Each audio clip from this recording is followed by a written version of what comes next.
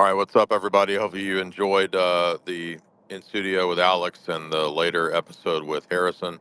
A lot of really good, meaty conversations, and we did an episode with on the Crowder show yesterday. It'll probably air next week, so look for those. Those are going to be really cool. And the good thing about the Crowder thing was we, me and Gerald, got pretty heavy into Christian Zionism, so we went pretty intensely into that, a lot more intense than I thought we were going to go.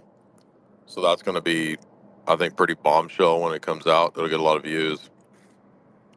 But I think he said next week. So I want to keep it pretty broad. Whatever you guys want to talk about today. I got a lot of information fresh on my mind. Anything that we talked about on the shows today is fair game. We can talk about also men's issues. I want to start talking about more stuff relevant to men. We're going to be doing some podcasts directed at that kind of stuff.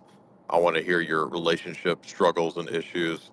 Y'all got to hit me to what the chicks are like these days. I've been married now for several years, so everybody tells me that women are different now. All right, well, explain to me, tell me, give me the intel. Also, any topics are on the table. If you want to talk about Tiny Mustache Man, let's do it. Come tell me why I'm supposed to be a believer in National Socialism and all this nonsense. Make the arguments, convince me. Um, what else is on the table? Islam. No Muslims have called in forever. It's weird. It's like they were the hottest thing last year, and then now they're like gone. I don't even see Muslim shit anywhere. It's like, what happened? Did they just collapse after the last several preposterous debate performances? If there are any Muslims, you're welcome to call in. It's such a weird thing to like. Maybe all these topics just go in cycles, and like there's just no more Muslims that are debating. I don't know. Maybe they gave up. Uh, there weren't really any more Muslims to debate except for um, Muhammad Hijab, who won't do it, and then I forget the other guy, Ali, whatever his name is. So those, it's all on the table. I don't care. You want to talk? Let's talk about politics. Everybody worships politics. Okay, let's talk politics. What are the Democrats doing? what are, what's the GOP up to? MAGA. Let's talk about all the political bullshit, which is so freaking boring, but America worships it as a religion. So let's talk about it. Archetypal weather. What's on your mind?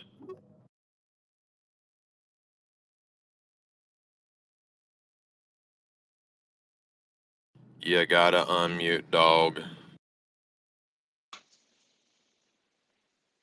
Hey, what's up? Did you call on me? Yeah. Oh, hey, what's up? Um, yeah, so I wanted to throw something kind of weird. This is probably going to be new to everyone here, but interesting.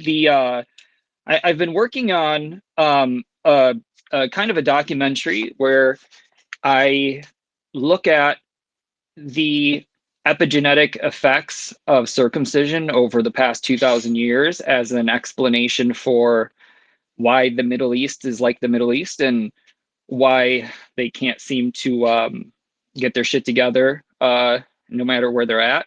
And I think that there's a case to be made that the you have pretty bad effects from circumcision just in general, just in a single generation. But a lot of people don't realize is that the tissue is almost like a sensory organ because it's connected directly to your limbic system and your hypothalamus. So it's a bonding, a bonding organ.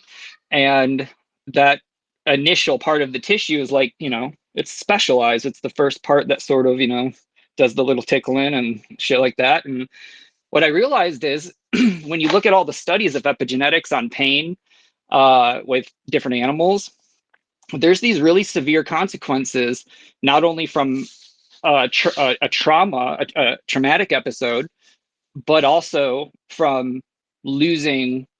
It's 40% of your dick is the foreskin. It's a lot, and it's like the size of the palm of your hand. So if like all the skin on your palm is all the all the tissue there, it's a lot, and it's like the most advanced cells, the most advanced touch cells in your body. So what happens is when you lob that off, your brain has this big uh, void in the area that that's supposed to connect to, so it has to rewire around it. And what you realize is that one, you get weird hypervigilance, you get um, uh, aggression, you get all these like weird effects that start to compound after about the third generation, where it starts to become uh, perceptible on a wider level in the group. And you sort of see how Jews and Islam, they almost 99% circumcision for a long time. And you notice that they all have gender boundary issues. They have weird hostilities. The women, Jews are very inverted. The men have like this matriarchal uh, uh, way of interacting with everybody, gossip, subterfuge.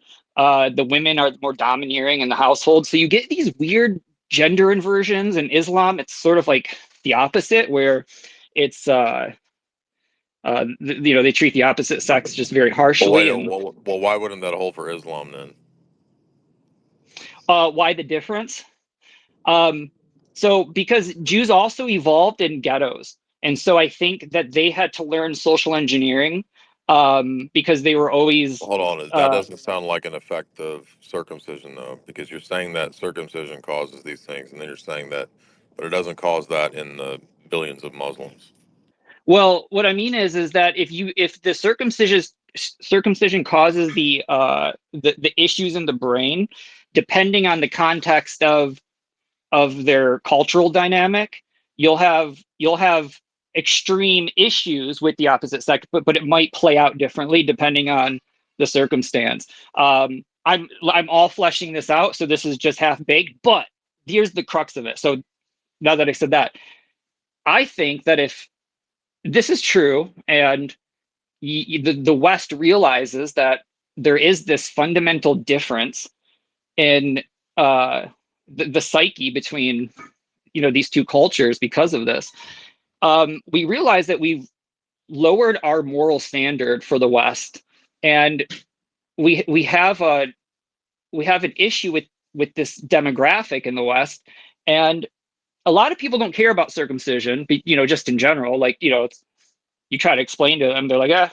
But when you reframe it in the sense of Yeah. these two cultures are like this because of that, and they have social engineered circumcision in the West to be normalized through fake studies, propaganda, and you realize that they did like this is like a crime against humanity when you realize Yeah, how much I've heard a lot of deception. these.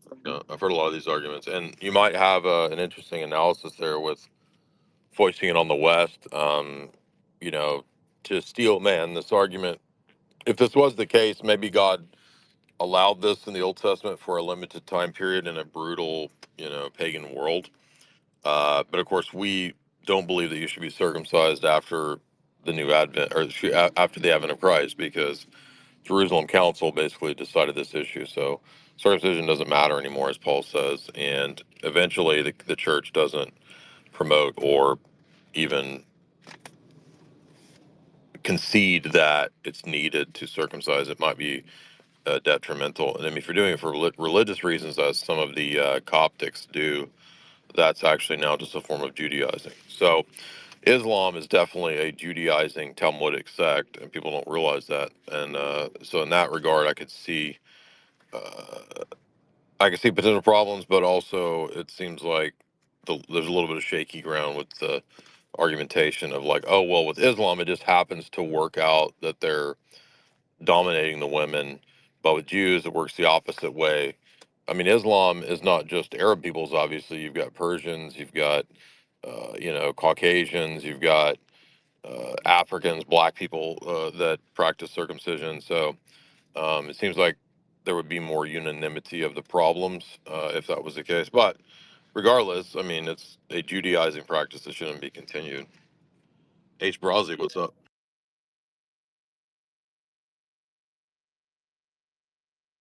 Got on. Hey, can you hear me, Jerry? Yeah. Oh, hold on, give me 1 second.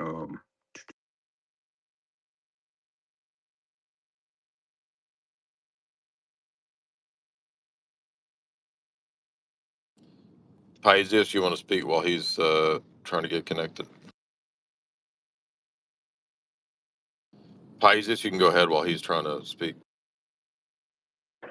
Hey Jay, you mentioned some stuff about World War II. Real quick, can you hear me? Yeah.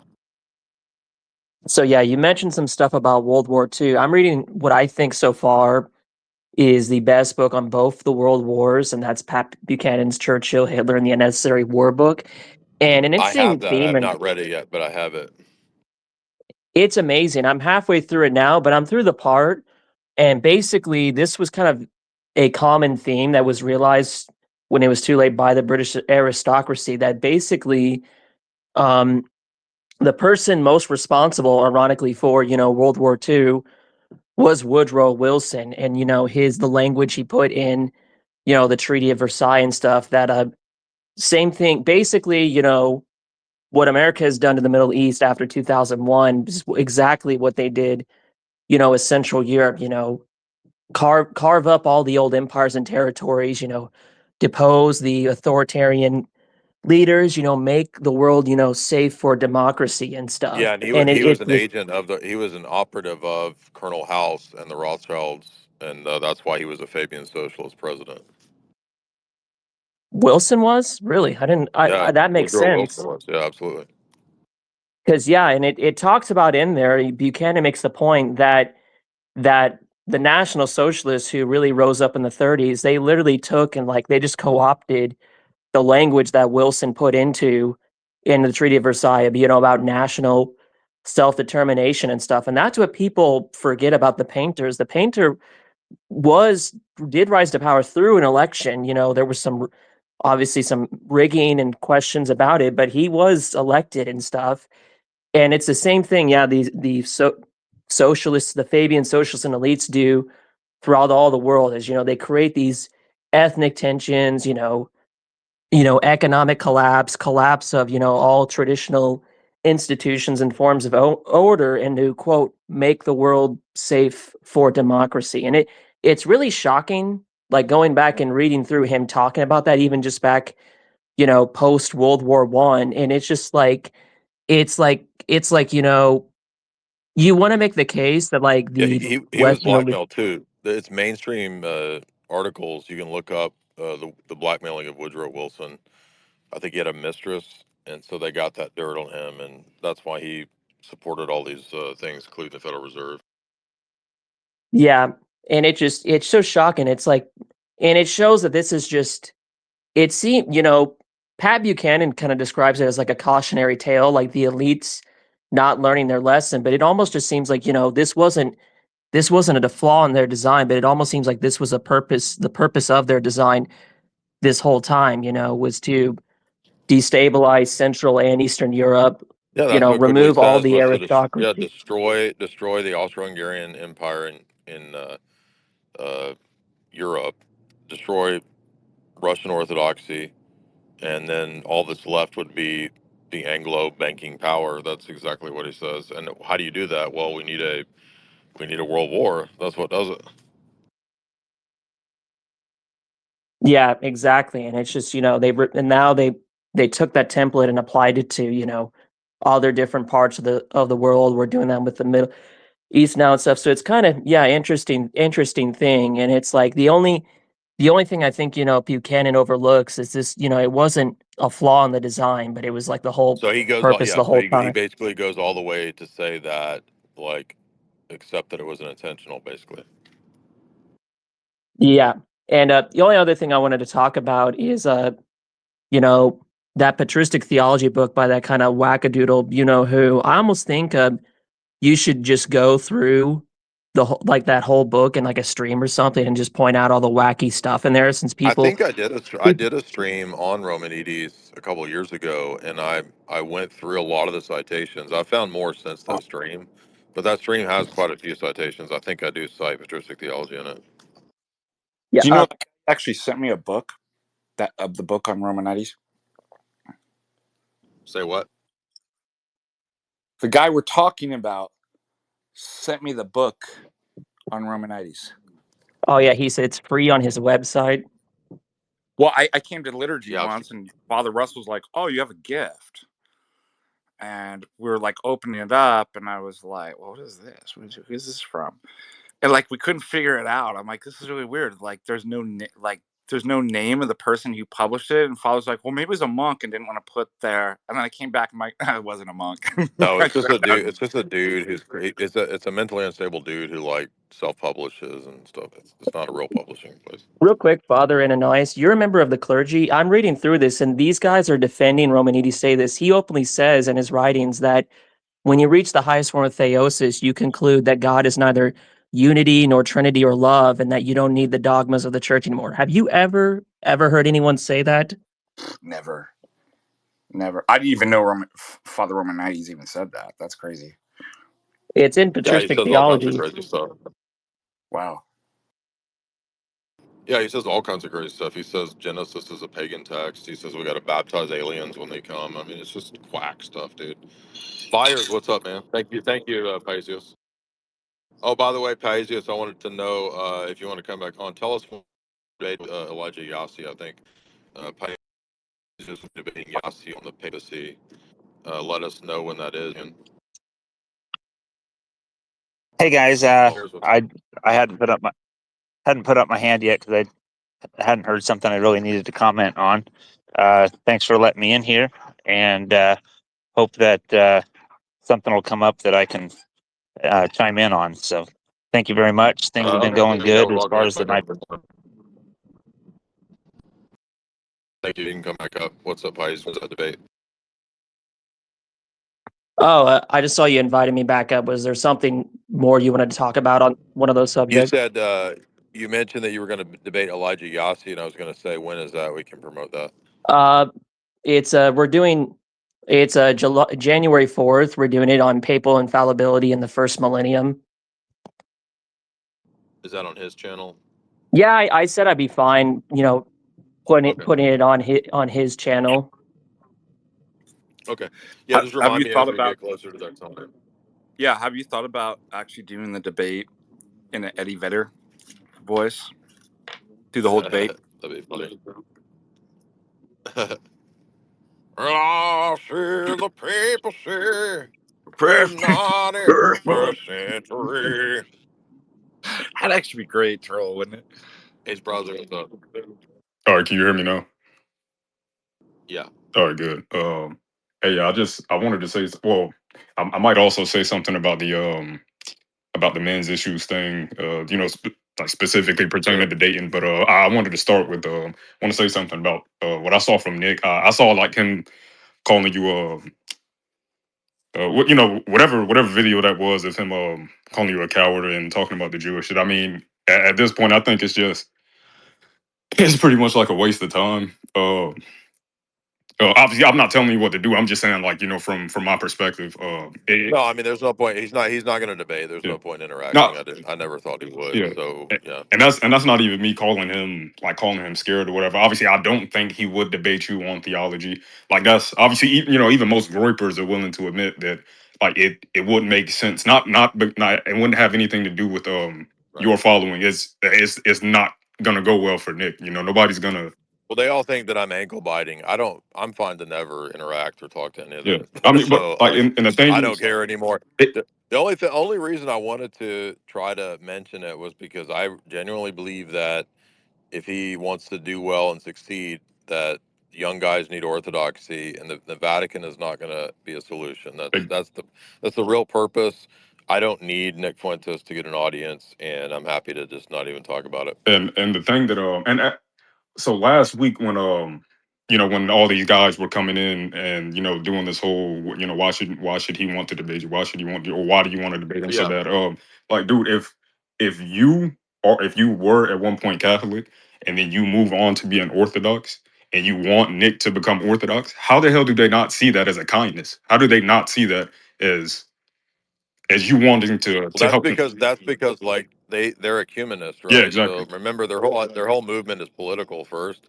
So they just see Christianity as a giant political Yeah. bloc. And well, why would you argue with other Christians? You're being divisive. Yeah, And it's like, yeah, but we don't put politics first. We put theology first, and we don't believe that Catholics are actual Christians. They're in delusion. exactly.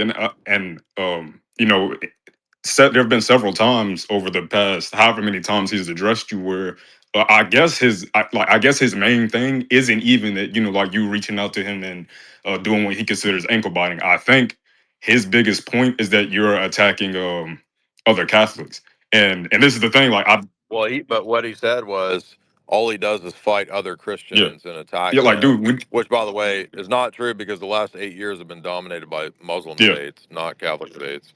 But and in the open spaces, I'll debate anybody. When it comes to formal debates, it's only Trent Horn and Tim. Tim Gordon is like the only formal Catholic Yeah, debates. and I mean, you and Tim have a really good relationship. You know what I mean? So it clearly has nothing to do with you just having disdain for Catholics. You know, it might be disdain for Roman Catholicism, but the individuals themselves, that's just not the case. Like he has to get past this whole, and I understand theology isn't his thing, but it needs to be. He needs to have a higher degree of understanding to know that this blank slate Christianity, like that's little kid shit, man. Like dude, we're Orthodox, you're a Catholic. Yep. Like, of course we're gonna attack your position.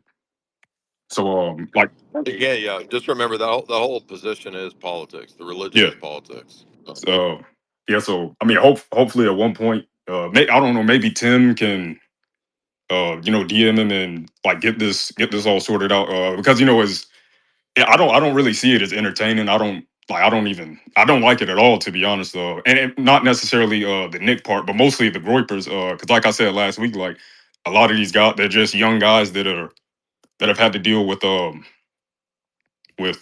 everything being against them their entire lives. Nick, they see themselves in Nick. They see him as, you know, some sort of like beacon, some form of hope. And but I mean, they got to understand like politics do not supersede theology, and that's I guess that's like the biggest gap. Like, no, that's what we're missing right now. So hopefully this gets Yeah, sorted out or something. I think you're right. Oh, I did want to about I'm sorry, I thought you were done. Let me bring you back up here. Go ahead. Say that again.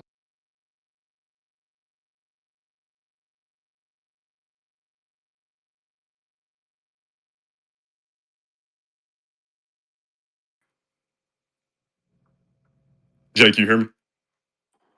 All right, so yeah, as far as the men's issue thing, and I kind of been wanting to say this to you and FDA for a while. Uh, I like, you know, I understand, you know, y'all also understand that like the current state of young women is probably, well, from your perspective, it like maybe you think it's a little bit worse than it was like when you were dating and you know you guys were in your youth. Uh, I don't think like y'all don't actually because y'all, you know, y'all haven't had to deal with it. Y'all don't understand like just actually how bad the women have gotten. And I saw Conrad. He had an interaction with some Orthodox lady on Twitter like a couple of days ago or something, and he did a really good job breaking that down.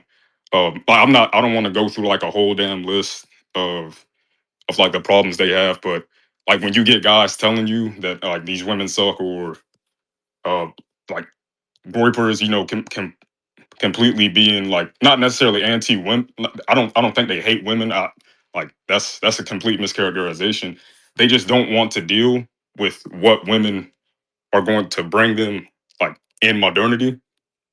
It's completely justified. I hate to say that, but and I'm not saying they shouldn't date. Like I think the whole defeatist mindset of not wanting to date, not wanting to just at least try and find you know, one good lady out there, like it doesn't make any sense and it's kind of gay to be honest. But Well, you know, I've talked about this. It's a tendency among Zoomers. It can be both a virtue and a vice that they're able to spot cons and all the crud that's been, you know, shoved down our throats and stuff like that. So in some sense, they're kind of, you know, their eyes are open. The flip side of that, though, they're always pointing at that everything's everybody else's problem. Well, these guys are coomers and addicted to like, so it's like, yeah, I'm sure they've got valid criticisms of boomers and stuff, but it's like but look at you, like you're not capable of being married, and they just never seem to go inward and look at themselves. It's like that's in their control. It's further out of their control of like. You're not just saying that from a critical perspective. I mean, as clergy, you actually deal with young guys and Zoomers, right? Absolutely, yeah. So it's, I'm rooting for all you guys. Like I want to help as clergy, and there's kind of a pathway to make this work. And first things is like start with yourself. Start becoming a man. Get off the video games and wanking it and the prawn and stuff like that, and get it. Start acquiring some masculine virtues. That's absolutely in your control. And interesting enough, that's what will attract the right sort of woman. But Zoomers have a real hard time with always pointing the finger at like, well, look at this problem, look at this. And again, they're correct that those are actual problems, but they never actually deal with the one thing they actually can fix. Yeah, I don't disagree with any of that. Especially the porn thing or just lust in general. That's kind of had control over uh like the younger men of this generation to a degree that's kind of ridiculous. Like to the point where like some guys are into furries, like creepy ass shit like that. I don't understand that at all. That's kind of ridiculous. But And the amount of time they spend on video games and on like that has to be dealt with. I mean, think about what that like from a young age, just the internet itself, not to mention video games, to be brought up on that at that level amount of hours, it's rewiring your neural network. Like I don't think it's any coincidence that there's a rise in autism. Like I think that's in part and parcel of what's causing.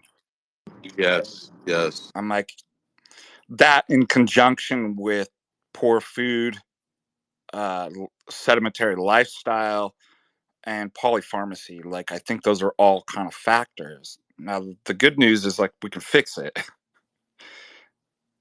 but you've got. Yeah, you're not going to get fixed in the Yeah. Vatican. Like that whole ethos is not going to fix you. In fact, all you get in that worldview is guilt, and then you're mad at yourself and you're frustrated when you actually need healing, and you get that in Orthodoxy. yeah, yeah, I probably should have started off a little bit better than I did. So I definitely agree that guys need to work on themselves first. I would never tell like a young guy, and mind you, like I've said several times, I'm only 25. I'm also a young guy, uh, but the reason I chose to get married super early is because I did not want to deal with like the modern dating scene, and I don't know, and I'm not saying that's the best route, but I mean it clearly worked for me. And I don't know if I'll be able to find a woman anywhere near as good as my wife if I didn't choose to do that years ago. Yeah. Right. But yeah, I mean, guys need to get out and date Well, and all that good stuff. Work on themselves, get a job. Yeah. And to be sent off to work camps. We've got.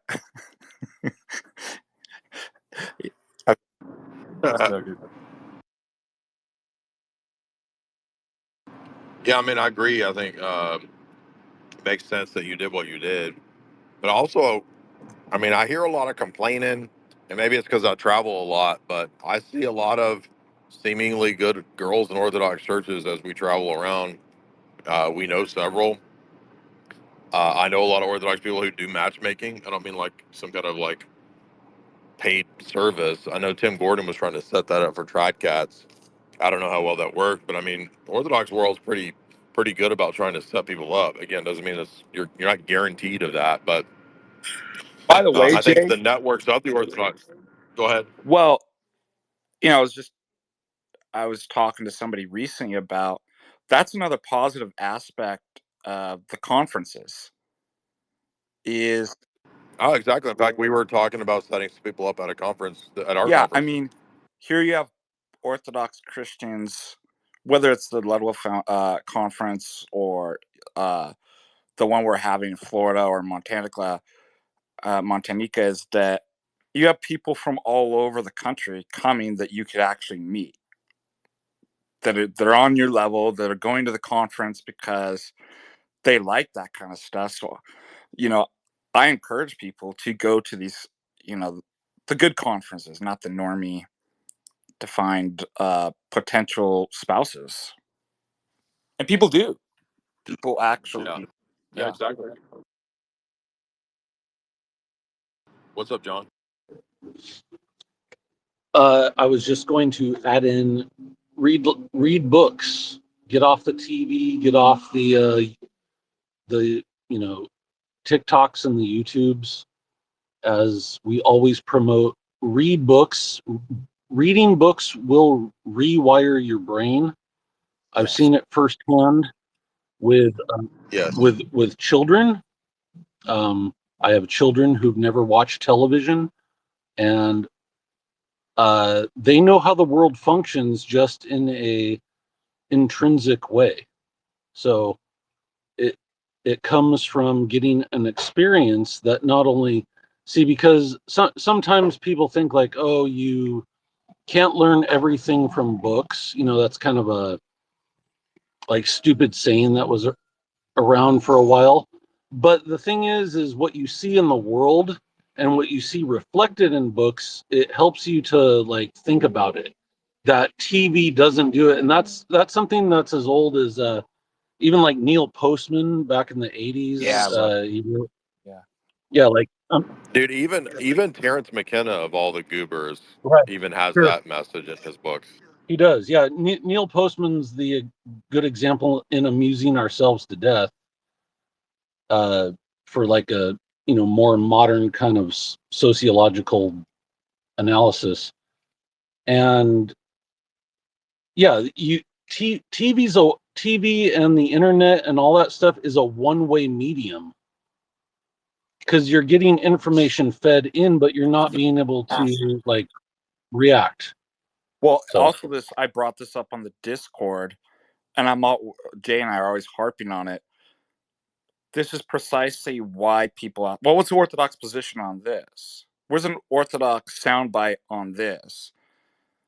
They're trained to actually think this way. A condensed, I don't want to think about it, just kind of logical behaviorist, like input output, so that when somebody asks me, I just do an input output.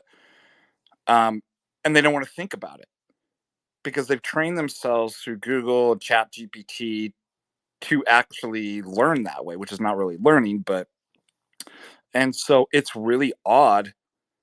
And it also explains too, like I was just noticing why people have such a hard time understanding the word accident and accidentalism.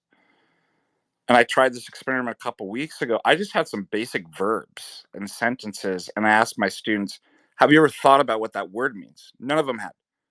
Basic words that you use every day. And I'm like, see, this is the problem. This is why we have reports saying that 85% of people don't introspect at any meaningful, deep level at all. We've turned people well, Pavlovian, like you said, they don't read books. When you're reading a book, especially literature and nonfiction, you're, like you said, John, you're actively engaged. You're stopping, you're reflecting, and it takes time to actually work through it. So there's this kind of incarnation of these ideas, and they're not condensed sound bites that just go in and out. I think that's part of the problem. This is a funny thing, and this is absolutely true. I'm not over exaggerating, but I see my good buddy Tristan here on the call, and he did an analysis of Outer Dark with Baselit Analyzer the other day. It was really good, and I was telling a guy I work with about this, and everything that I was telling him about Cormac McCarthy and reading a Cormac McCarthy book, he was recording me with AI to see if it matched up with what AI like said. That's Oh my god. I'm not kidding. He was recording me saying what I was saying about Cormac McCarthy, and then he's like, "Oh, okay, yeah, it looks like what you said matches up." So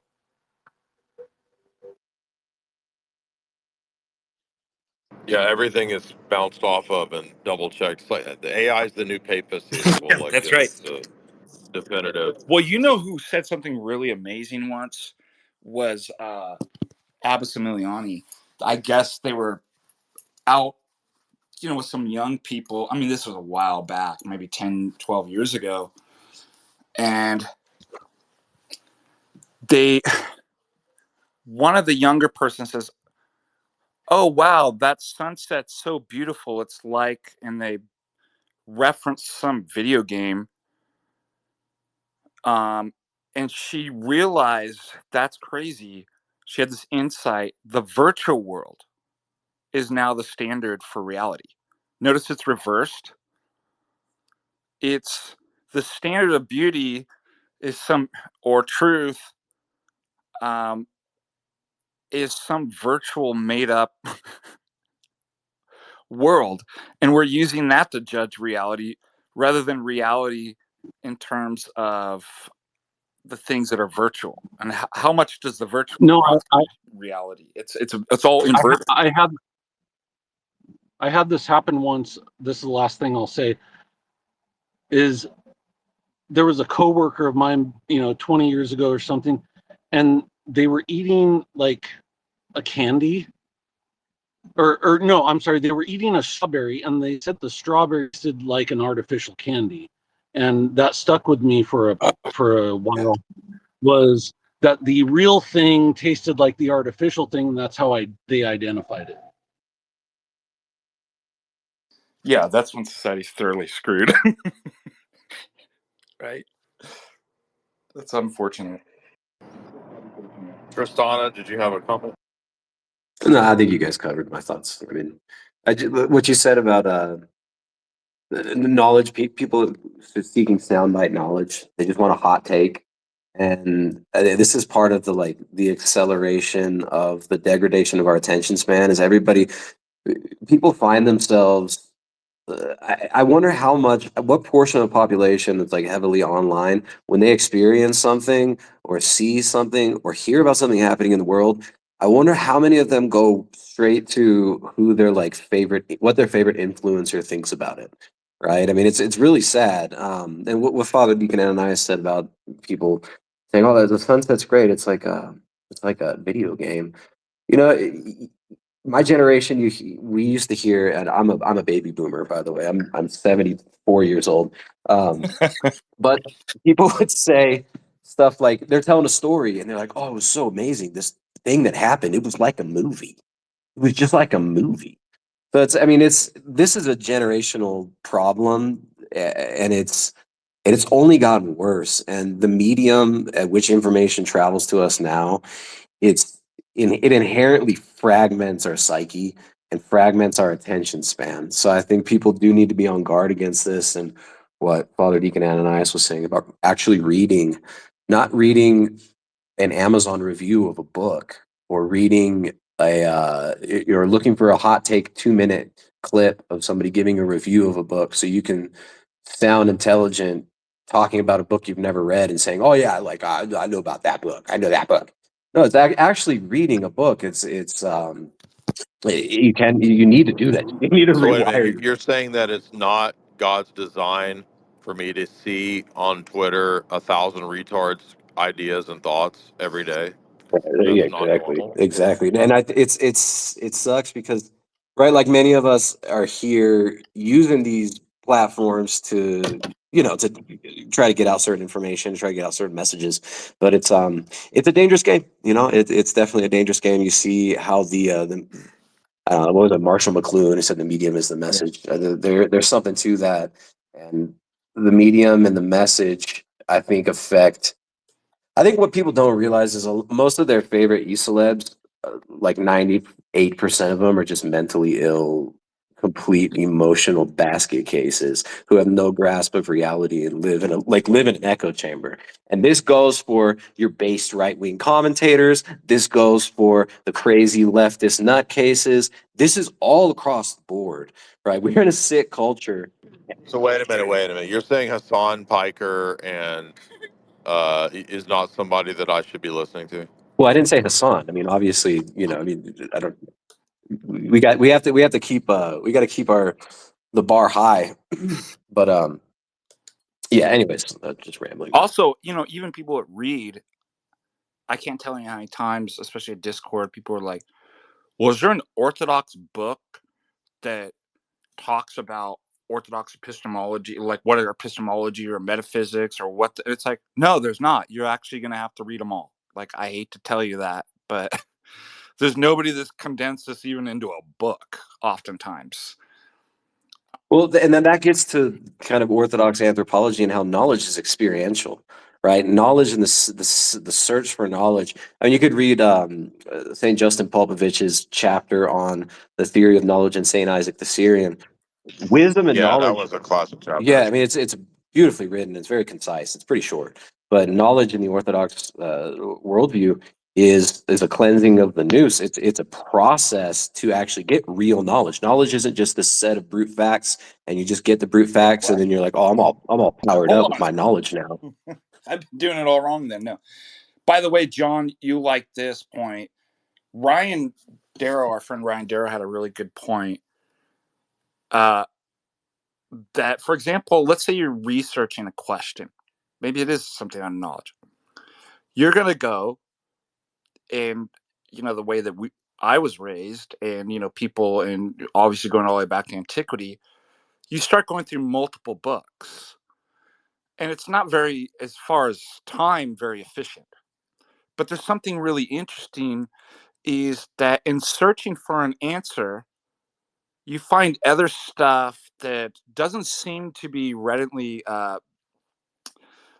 connected. And what starts to happen is you start to get a holistic picture of reality, almost accidentally. Like, oh, I didn't even think about that. I went up and picked up, some book, looking for something else, and I discovered something else, but it relates to this other thing. And you have this kind of right brain holistic, and people lose that because you can just type something in ChatGPT or a search engine. There's something really kind of amazing that having to go through the hard work of reading tons of books and not knowing exactly where the answer is, you start to see other stuff and it starts to all kind of connect. And that's really what knowledge is. It's holistic. It's not a proposition. It's not a chat GPT answer. It's this way of being in the world that is a holistic picture. And ironically, people trying to get more efficient in the way they know, they're destroying knowledge. Like, now you don't know anything. You're retarded. You're autistic. It's all, everything's fragmented and kind of a left brain, and you don't know anything anymore. Yeah, experience of knowledge is not economical. It's not something like, like even with book learning and things like that. Something that happened to me once, I just thought of this off the top of my head, but in regards to feminism, I was reading this book one time and it wasn't even about feminism, but this stuck with me, and I've said it on multiple things in the past, is that I was reading this book, and just out of the blue it said that the bicycle was an important thing for feminism because it gave women the freedom to be able to go about town. And it just said that in this offhand sentence. And then it said that some groups capitalized on that to make the bicycle a symbol of, suffragette freedom at the time when it came out. So because women couldn't go to town like on a horse-drawn carriage. That was, they weren't allowed to, obviously. Women were never allowed to do anything. Ever. I was just gonna chime in and say we're like wrapping up stuff here in Michigan before we move tomorrow, and so we had one of my older daughters was visiting at the house and with a couple of the younger kids' friends. And they were having a super interesting discussion because they were asking like my younger ones and my older one about homeschool.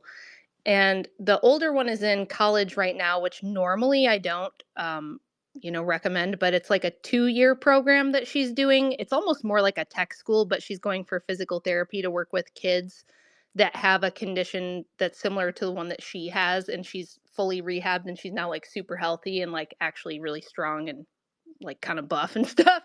So she wants to like work with other kids and help them with that. And she's like, it's a great thing I can do on the side. I don't have to go into debt for it. And it's just a 2-year thing. So even once I have all my babies and everything, I can, take time off or I can do it on the side and it won't hurt me, which is what I think you have to do in this day and age, in this economy for a lot of people.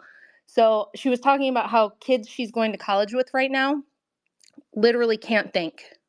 She's getting like A's in all her classes. She's getting like, really good grades on everything. And everybody's like constantly asking her, how are you doing this? How are you doing this? And she's like, I read this stuff and study it. And like, I don't know, I study. And they're like, oh, because I ran this through Chat GPT and it gave me a different answer than what the teacher said that it should be and blah, blah, blah. And she's like, yeah, why are you doing that? Like, just study the material from the class and then do, you know what I mean? And she was telling me how crazy this is. And the kids, the younger kids, were like, well, when you guys were homeschooled, how'd you do it? And our kids were telling them, like, we didn't sit down and do a bunch of workbooks. We didn't sit down and do a bunch of stuff with, fill out this paper and take this quiz. It was mostly like our parents teaching us how to think and asking us stuff and making us work through things, like making us think through things all the time. So rather than like spoon feeding them information, we rarely do that. We do some of that, but it's mostly us teaching them, how do you figure things out? How do you learn? How do you teach yourself? Because smart kids can figure out anything if you teach them how to do that and how not to quit the minute that it gets kind of hard, which is what most kids do. The minute they're not sure, they just immediately default to somebody give me the answer, which is what Father Deacon was talking about. And the biggest thing you can teach kids is how to think for themselves and work through problems and learn to problem solve, learn to find information, vet information, figure things out on your own. And they were all kind of telling their friends, like, yeah, this has been like really helpful for us rather than just sitting there and filling out endless papers. So I thought that was kind of interesting. And then the other thing the older kid said that I thought was really great was she was talking about how she and her boyfriend are like very serious and probably getting engaged soon. They're the only couple among their friends they know who don't live together, prior to being married, and they don't want to. Everybody thinks that's weird. Everyone's like, you got to test drive it first to make sure that it works for you. And they're like, no, we're not doing that. And they were talking about how my daughter said, I liked him because he didn't act like, a girl who expected me to be the man of the house, because that's most of the dudes that she had tried to date. And he said, well, I liked her because she could actually carry on a conversation and wasn't a total bimbo. Like, she had interests and hobbies and goals of her own, and she could like carry a full conversation and didn't just expect me to do all the thinking. So it was just weird seeing like all my kids, now that they're much more grown, talking to kids who were raised in public school the more like regular way. And they're all going back and forth and sharing their perspectives on it. It just sounded a lot like this conversation. That's the only reason I wanted to chime in. Do you know what's crazy? I predict kids are gonna write their papers and do their homework for them. But it's kind of an analogy, huh? Well, my daughter said that basically all the kids in her college classes are just using AI for everything. They I don't was going to care ask about, Father Deacon. Yeah, I was going to ask him yeah. if he's seeing that as a professor too.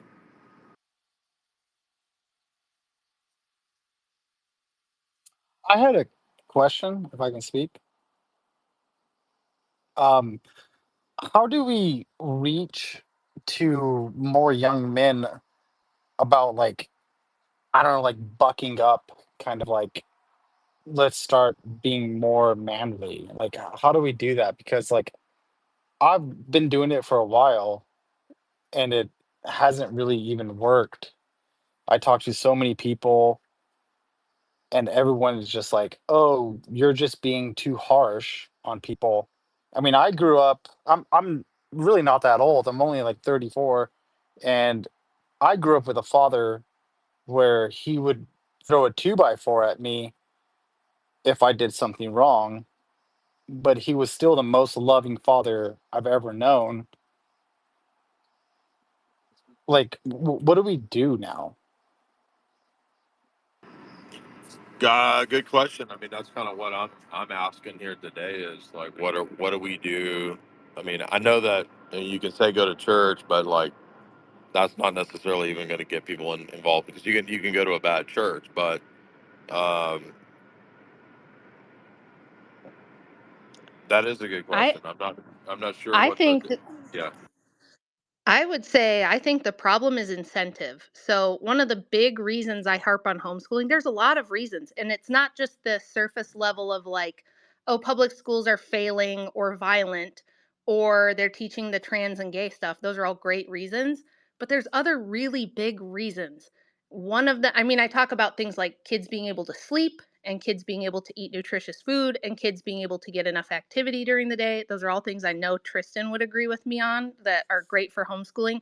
But a big one is like the way that things are structured right now with America, there is no incentive for young men to be masculine. In fact, there's every incentive not to be, especially when they grow up in a public school environment. You get penalized for being masculine.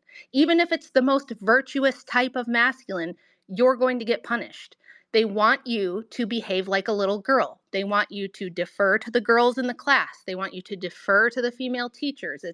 It's very like it's kind of insidious in some cases, and in some cases it's much more obvious, but it's like every younger guy I know, like among my children's friends, they act very female because that's what's rewarded. They are taught from such a young age that you have to be docile. You have to let the women go first. You have to let the women be strong. You need to be quiet when a woman is speaking. And anything that resembles leadership or masculinity is punished right away. It's either called toxic or it's called dysfunctional. Oh, you have a learning disorder. You need to get on these drugs.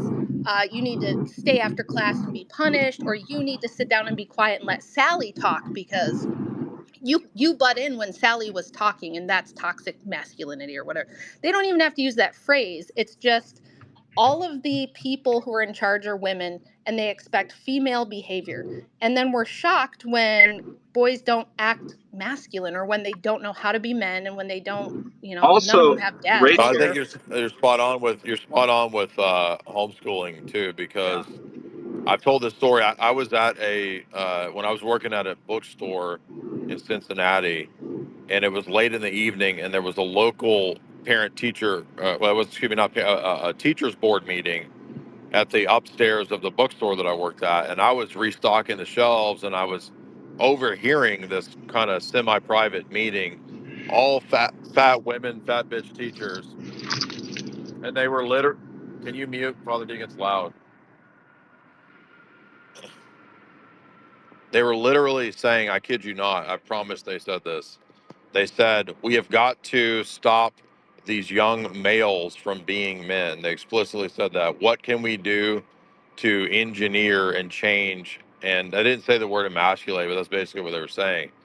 And it's almost like it was, I'm not kidding. They were like, it was like communist socialist lingo, literal teacher board meeting, and the whole meeting was about what can we do to make men and make young boys stop being toxically masculine. I'm like, why would you even think of young boys toxically masculine? I mean, it was just the most insane.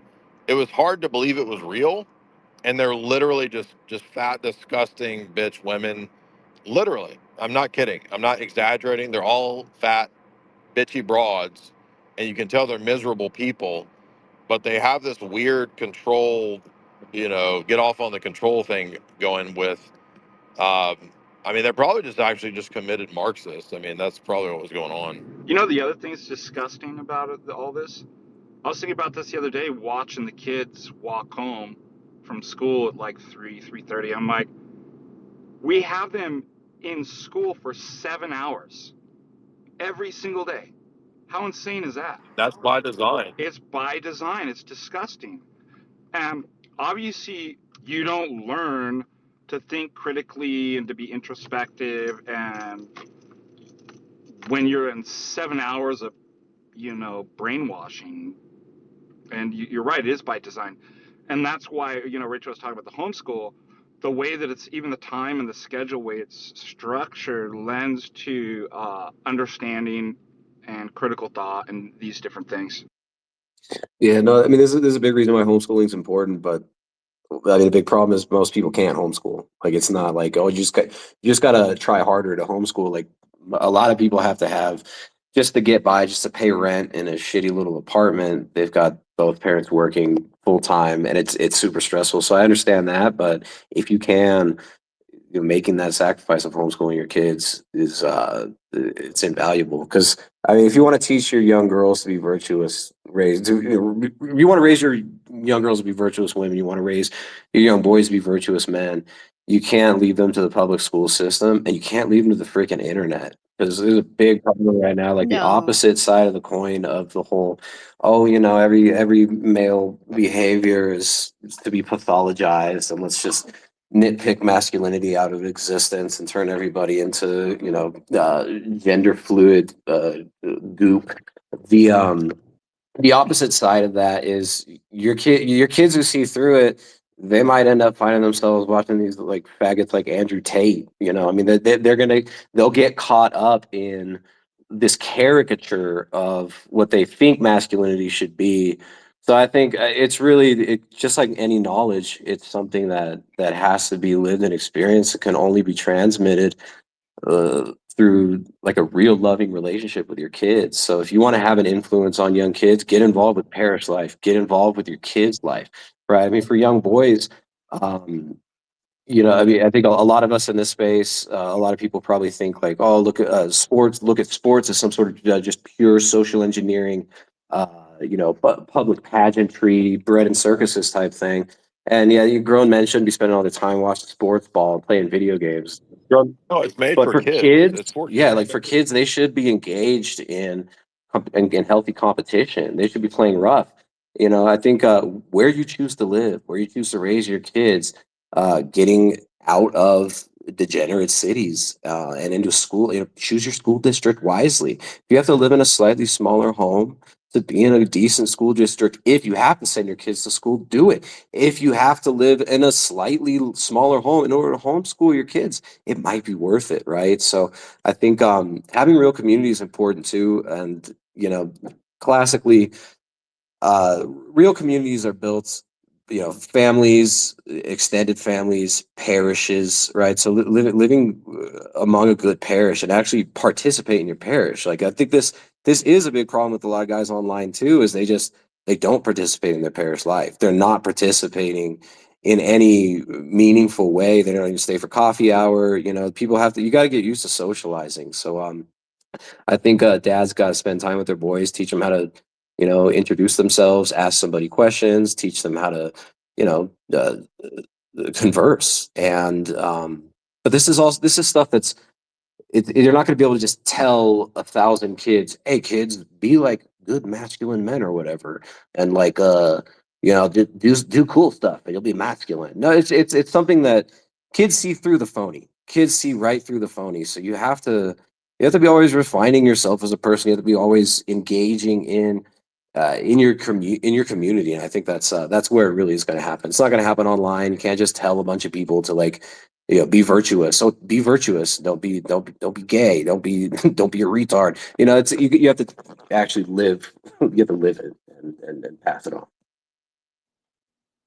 Yeah, I think that's all totally true. And I think if we want if we want to see some change, we have to figure out how to incentivize it, because the truth is that people you at least have to have a reason why. You can't just say, "Well, just do this because you just should." It's like it's if you can give them some kind of meat, some kind of reason, some kind of something they can see of like why they ought to do that and not be like everyone else. Because this has been, I've been doing this for 25 years with kids, and it's tough. Like especially with my oldest, it was always she tends to want to conform what her friends are doing.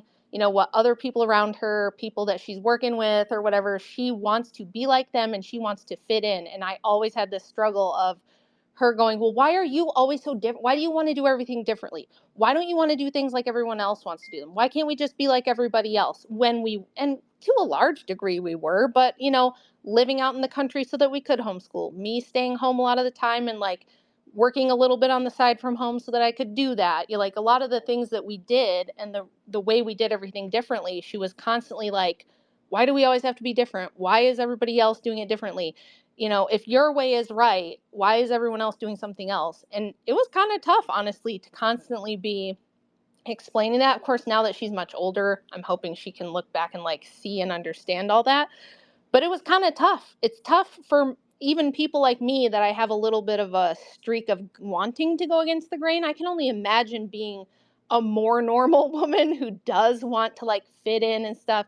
It's tough. You'd have to find you know, a small town Orthodox church like Yeah. Tristan said for the parish. The parish is super important. Like Jim Bob's talked about how helpful it was for his wife as soon as they got into parish life, and then she could see the reason why. Like, why are we doing this weird religion that none of my friends know about? Oh, once we get into parish life and now I'm here among other people and they're doing it, then she saw the why, and then she felt like it fit, and she felt more comfortable.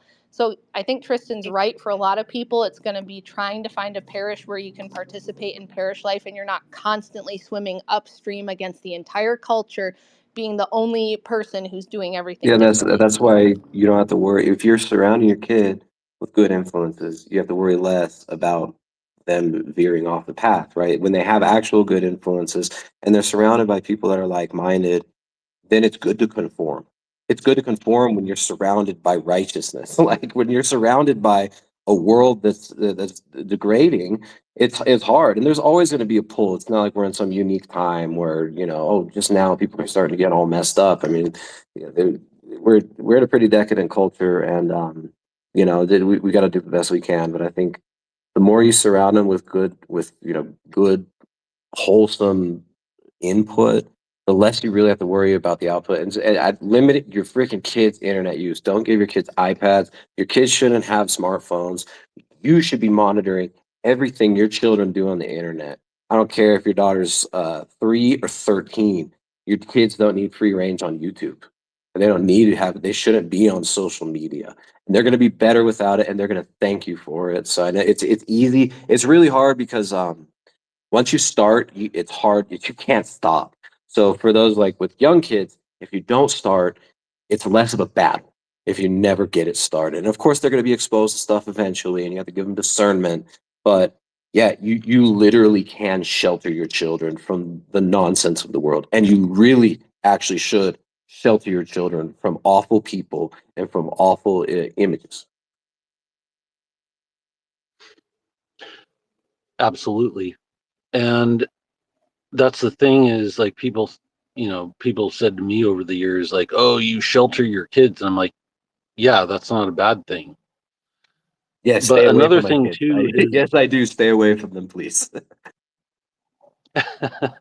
well, another thing too is like you can show kid, because I've kind of tried to tell people this over the years, is like you can show kids from previous, like you can show them things from previous eras, and it doesn't have the same effect that it did on somebody else in a previous era, because there's not a corresponding culture to interpret whatever it is. So a lot of times when somebody says to me, or you know, asks me about music or something, you know, is some music of the devil, and should I let my kids listen to it? Obviously something that's like overtly demonic or something like that, you know, you don't want to let your kids listen to Slayer. but but something that can be interpreted, like, you know, something from the 50s or 60s, the culture interpreted the music for that generation. And it's not that you don't have to be careful with it, but if you shelter your kids from like the current culture, they're the current culture is interpreting the current music or the current literature or the current movies, and they have their own language and they have their own interpretation of it that is current. And things from the past, you know, although they seem, more innocent, you might question that. There isn't a current culture that's interpreting all that for the children. And so, yes, it's good to shelter your kids from the current thing, because the current thing is always what's going to be the thing in the future.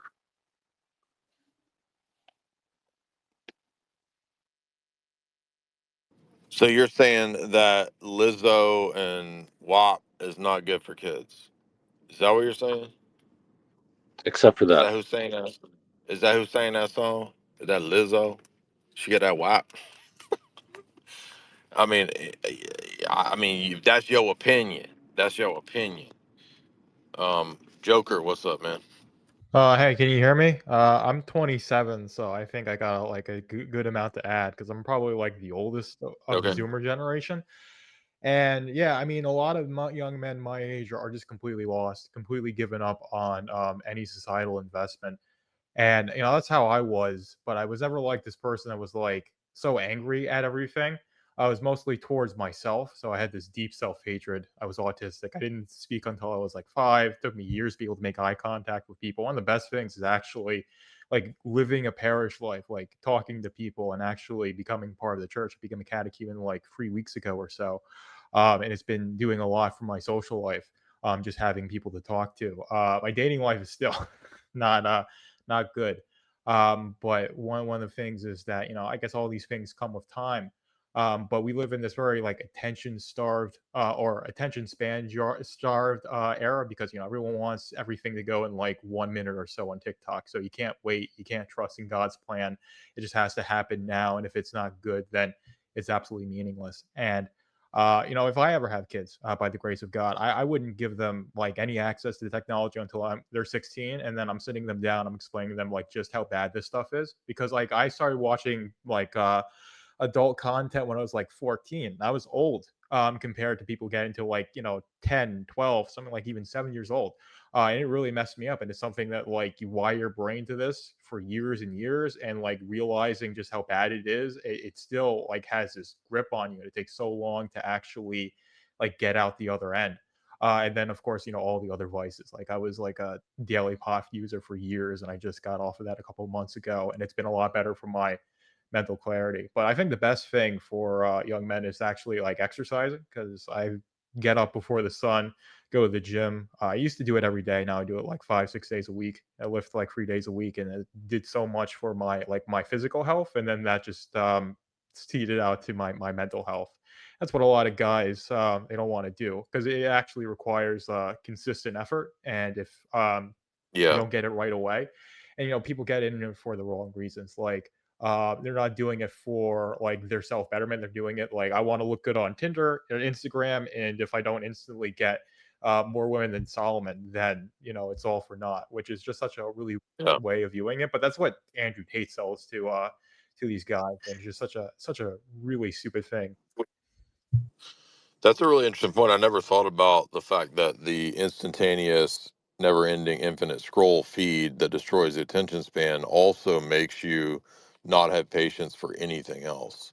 So you're not going to wait, 2, 3, 5 years to build your business, 2, 3, 5 years to get established, to have a wife, and to wait for that. I mean, I waited years before I met somebody that worked with me. And I remember my 20s and in my 30s, I was just like, all right, this is not going to happen. I don't even care anymore. And I had to wait a long time before I met somebody good. So, uh, yeah, that's a really interesting point, that maybe the feedback loop of the internet and the addiction of the internet, instantaneous satisfaction, is actually like screwing up everybody's delayed gratification program. Like you need to have some self control to have delayed gratification. Hayden, what's up? Hey, I had a question. Well, I had a question, but hearing the way that this conversation's going, I actually have an input on men's issues. Someone asked earlier, like, what can we do to encourage young men? Uh, I'm Yeah. 29. I have 4 kids. They're all homeschooled. I have a beautiful, godly wife that I've been married to going on 8 years.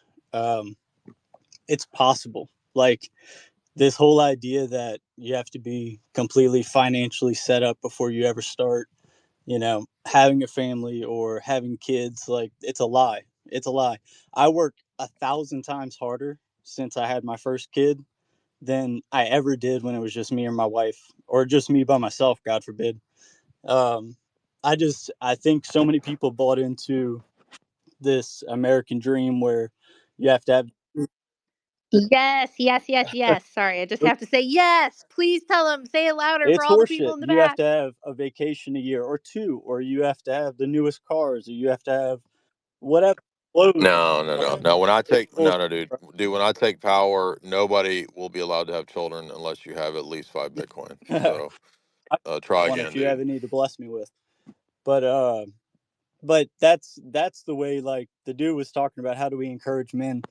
The number one way is to stop letting them lie to themselves and say that they have to have things completely figured out before they can find a mate, or you have to find a mate that fits whatever your porn addicted you know level of perfectness is.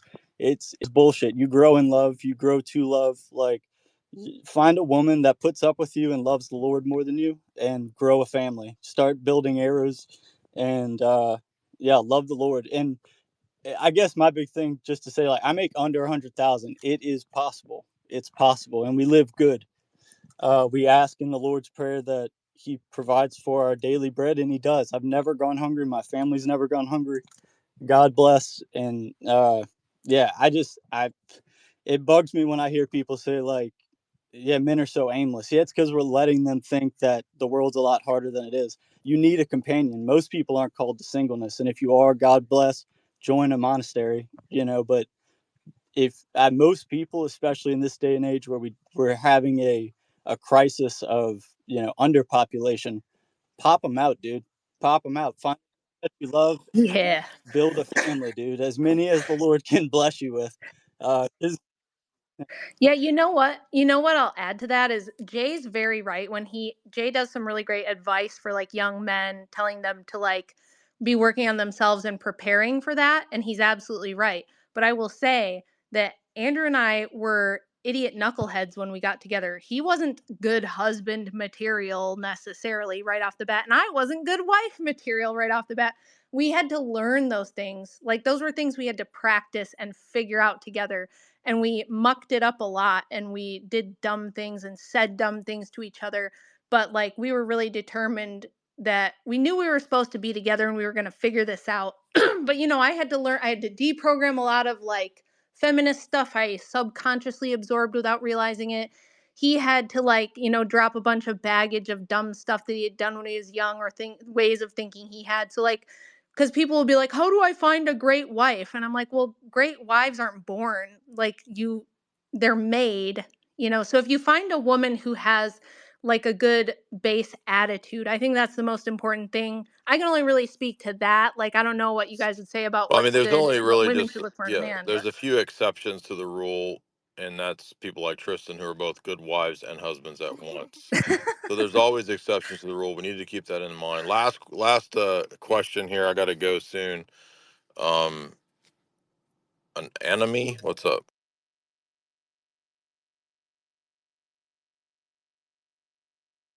Or Will? I don't know if he can't connect. Will, what's up? Hey, check, check. Yeah, what's up, man? Oh, hey, Jay.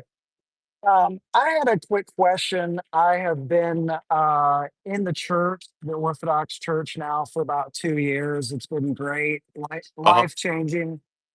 But I wanted to pick your brain about examples from the church fathers in speaking on divorce and remarriage. My wife has been divorcing me now for about 3 years, and we have 2 kids. Really, the question is is it better to wait for her to either come back or remarry, or hey, am I, free to seek another wife once a divorce is finalized? I don't know exactly what the whole situation is for you, and that's why usually what happens is like the priest and the bishop make these decisions. So this is out of my field of what I can really comment on. But usually, if it's if you're not the one that is causing her to leave, you didn't cheat or something like that, then if she's leaving you and you're not at fault, then yeah, you will be free to do what you got to do, and that's better off than if you were to just be single the rest of your life and banging hoes or whatever. So I mean, the purpose of that is that it's worse off if if you're not at fault, it's worse off to not be married than to force people into situations that they can't handle. Bird, last one. What's up?